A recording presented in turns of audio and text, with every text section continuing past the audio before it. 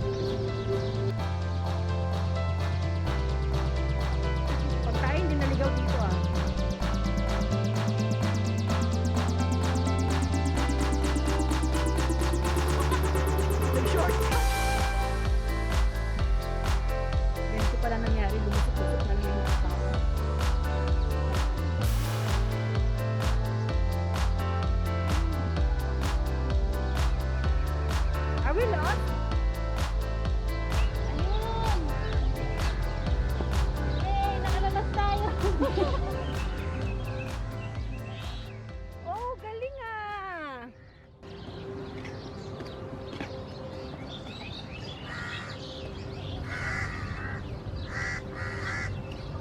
Galing pa siya ng Java, Indonesia. What? This one, fossil tree. Oh? 35 million years old. 35 million.